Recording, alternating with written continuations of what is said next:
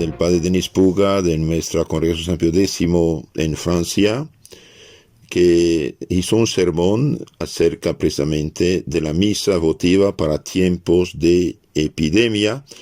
Quiero mandarles aquí este sermón en español. El padre dijo: queridos fieles, desde tiempos inmemoriales siempre ha sido la práctica de la Iglesia en tiempos de calamidad pública recurrir al Señor, especialmente en tiempos de epidemia, de peste. Ciertamente esto no es el primero y no será el último en la historia de la humanidad. Pero las epidemias siempre tienen algo inquietante, ya que como los demonios no pueden ver lo que te está atacando. Entonces en la epidemia, en el virus, no se ven, como el demonio no se ve y nos ataca y vemos sus efectos nefastos. Y así la Iglesia recurre al buen Dios, especialmente a través de esta misa muy antigua que celebramos para pedirle que nos proteja del mal. ¿Qué pide la Iglesia a Dios? Ciertamente le pide a Dios que mantenga estas enfermedades lejos de nosotros, ¿no? Que aleja de nosotros estas enfermedades. Si hemos sido infectados, que nosotros la venzamos, la enfermedad. Y si ha llegado la hora de nuestra muerte, preparémonos para hacer una cristiana muerte. Pero no solo eso, ella todavía pide la luz de Dios para que durante estos periodos, que siempre son especiales, a menudo marcados por el desorden social, el católico manifieste su fe y su virtud, probadas por la falta de confianza, el egoísmo y falta de caridad. También quiere ayuda para todos aquellos que, especialmente entre los católicos, tendrán que cumplir con su deber de Estado de manera cristiana en ese momento. Tengo en mente especialmente a los médicos, enfermeras y todos aquellos que cuidan de los enfermos, ya que siempre ha sido una de las misiones de la Iglesia cuidar a los enfermos que sufren. La Iglesia siempre reza por las autoridades públicas, como lo manda San Pablo, porque este tipo de pruebas, este tipo de calamidad exige que seamos gobernados de manera justa, con prudencia, con sabiduría, incluso si no estamos de acuerdo, ni mucho menos con todas las posiciones y opiniones de quienes nos gobiernan. Hay momentos en los que debemos pedirle al buen Señor, como San Pedro dijo muy bien, que los ilumine para que podamos someternos a mandamientos sabios. La Iglesia también nos pide que comprendamos el significado de estos eventos. ¿Por qué estas pruebas? Nuestra primera reacción debe ser un reflejo de la mirada sobrenatural. Y aquí quizás los creyentes más preocupantes que queridos en estos días no es tanto esta epidemia, no es tanto lo que está sucediendo, sino ver que el miedo ha entrado en la Iglesia y con él la preocupación y falta de fe. No es hora de vaciar las fuentes de agua bendita. No es hora de cerrar las iglesias. No es hora de rechazar la comunión para los fieles e incluso los sacramentos para los enfermos. En cambio, es hora de acercarse a Dios, entender el significado de estas calamidades. Históricamente, la Iglesia durante las plagas y epidemias realizaba procesiones públicas con manifestaciones de la fe. Esta ha sido una oportunidad para que la Iglesia predique la penitencia, la conversión, el arrepentimiento, el regreso a Dios. Como en el hermoso pasaje del Antiguo Testamento que acabamos de leer en la epístola, el rey David pecó por orgullo al querer registrar a su pueblo para tener la satisfacción de saber que él gobernaba sobre una gran nación. La consecuencia de esto fue el castigo de Dios. Sí, porque Dios castiga como un padre bueno castiga a sus hijos. El castigo de ese orgullo de David fue una epidemia terrible, pero tan pronto como Dios vio que los corazones se volvieron hacia él, interrumpió la venganza del ángel de la enfermedad.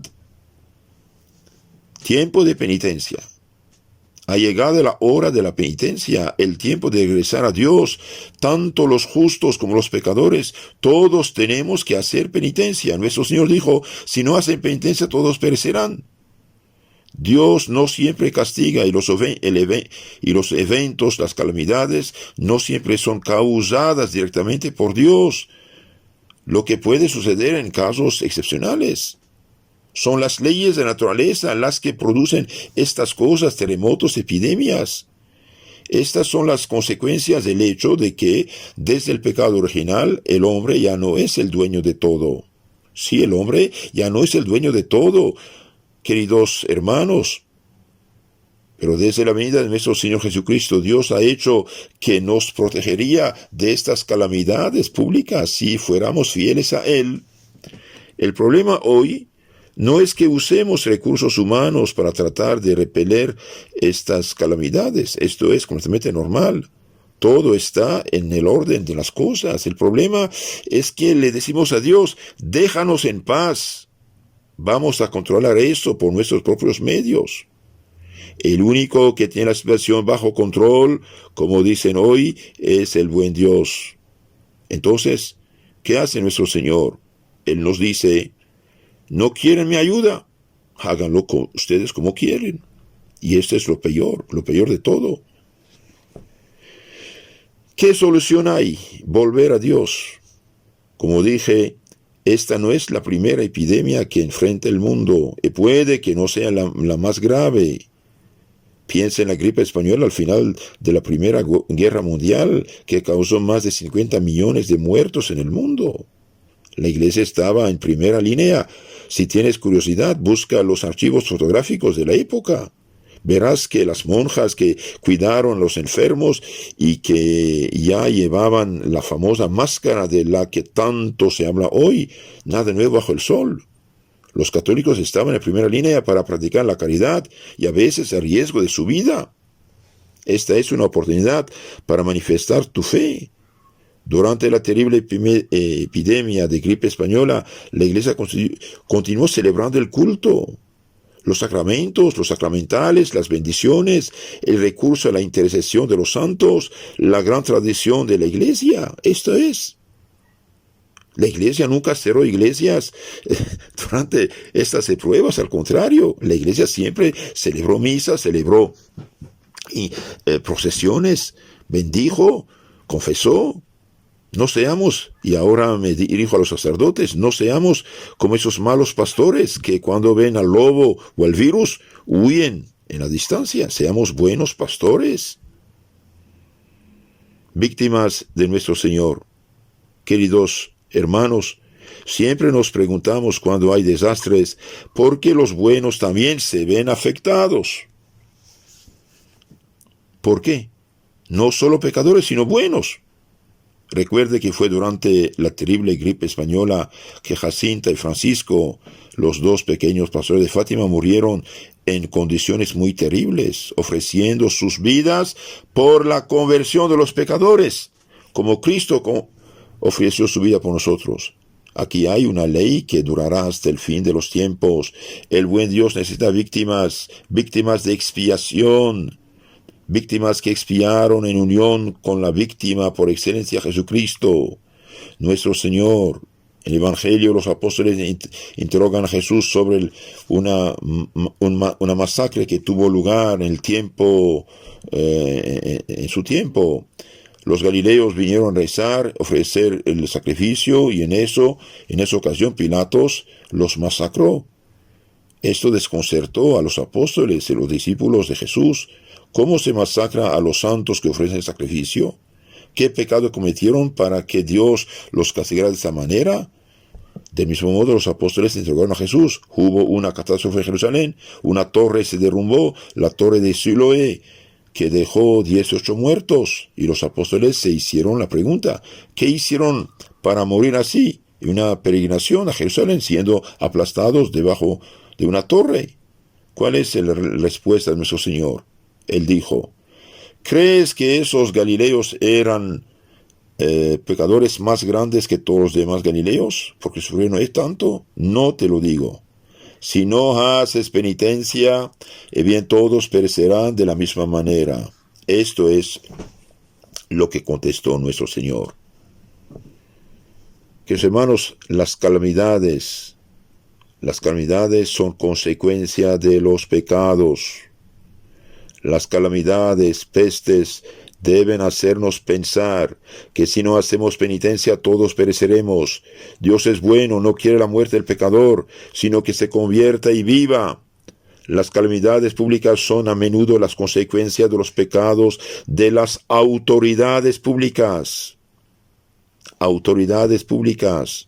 Hoy tenemos razón en preocuparnos porque todas las malas leyes que se multiplican, todas las violaciones de la ley natural, querer casar hombre con hombre, matar niños en seno materno, la apostasía, ignorar a Dios por completo, incluso en la iglesia a veces, que vemos hoy, no pueden dejar indiferente al buen Dios.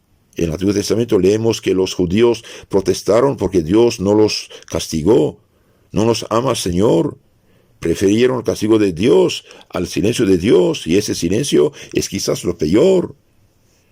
Queridos fieles, todo el día en los televisores se muestran datos sobre los enfermos y los muertos. Es realmente impresionante. Pero no olvidemos que, por ejemplo, recientemente en Bélgica, en un año, 3,000 personas fueron sacrificadas. Estas cifras son oficiales. Hay niños entre ellos sacrificadas, ¿sí? Inyección letal.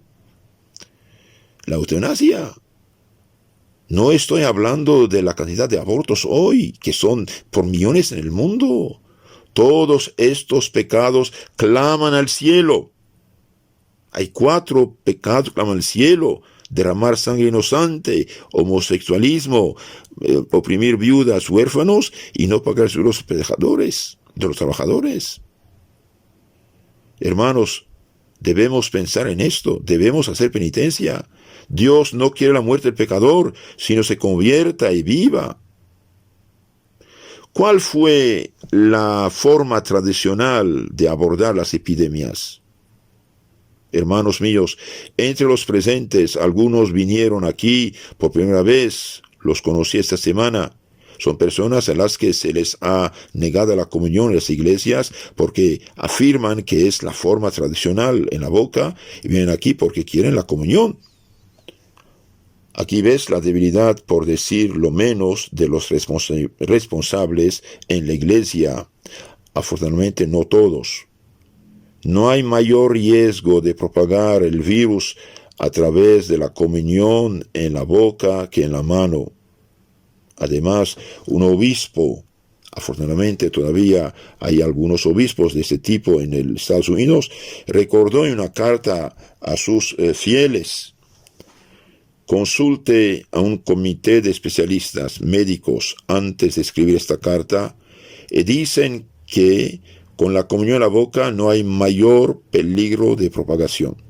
Entonces, ¿qué dicen los médicos, los especialistas? Los médicos dicen que con la comunión en la boca no hay mayor peligro de propagación. La comunión no es la fuente de la muerte, sino de la vida. Los fieles tienen el derecho, como recordó la Santa Sede hace unos años, a recibir la comunión en sus bocas. Los que están en calamidad no están privados de los sacramentos. Así que lo digo, siéntase como en casa, porque siempre encontrará aquí la forma habitual, tradicional en la iglesia abordar las epidemias. También confía en las medallas milagrosas, la medalla milagrosa, el escapulario, úsalos, tómalos. Es un baluarte contra todas las tentaciones del diablo. En poco tiempo desde la misa todos vendrán tendrán la posibilidad de venir a la mesa de comunión para recibir la bendición con reliquias que tenemos, entre otras reliquias, las de San Pío X, San Pío V, de nuestro amado Santo Cura de Ars y San Juan Eudes. También hay una reliquia de Santo Tomás de Aquino que celebramos hoy.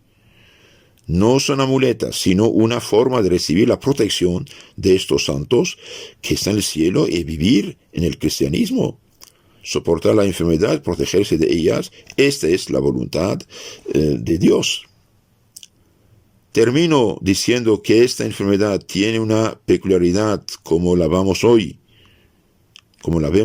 Aparentemente no afecta, o al menos no afecta seriamente a los niños. Quizás haya una señal de Dios ahí, porque en el Evangelio nuestro Señor nos dice: en verdad te digo, si no te conviertes en un niño, no entrarás en el reino de los cielos.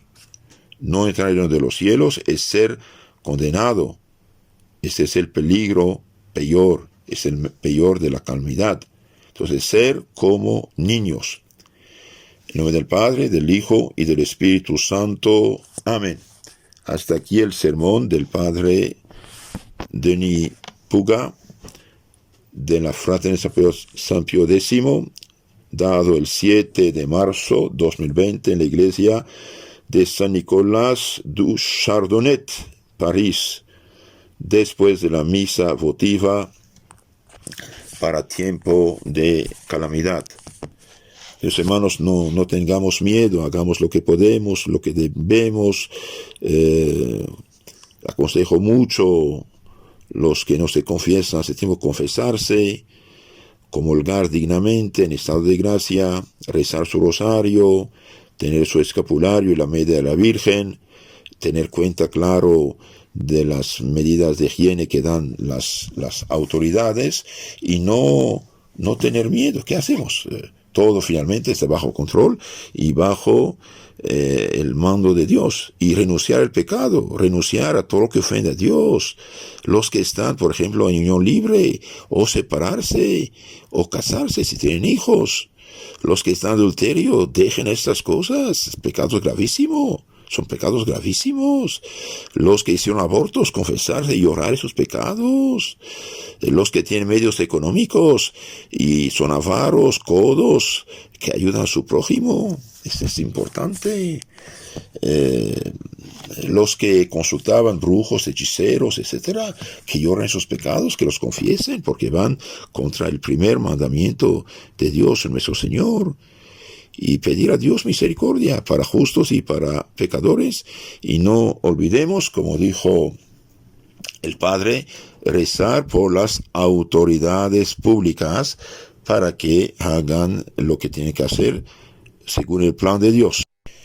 En efecto, en el cuarto mandamiento entran las autoridades públicas. Tenemos en nuestro catecismo una pregunta muy interesante. ¿Debemos honrar solo a nuestros padres? No solo debemos honrar a nuestros padres, sino también a las personas de legítima autoridad en la iglesia y en la sociedad. Se respeta a los sacerdotes como representantes de Cristo. Todos en general critican las autoridades civiles, pero olvidan de rezar por ellos, como dice San Pablo en su primera carta a Timoteo 2, 1, 3. ¿Qué dice San Pablo? Ante todo te ruego que se hagan peticiones, oraciones, súplicas y acciones de gracias por todos los hombres, por los reyes y por todos los constituidos en dignidad, a fin de que gocen de vida tranquila y quieta, con toda piedad y dignidad. Eso es bueno y grato ante Dios nuestro Señor. Entonces pide oraciones y súplicas por todos los constituidos en dignidad y en autoridad en la iglesia y en el Estado. Que Dios los bendiga. En nombre del Padre, del Hijo y del Espíritu Santo. Amén.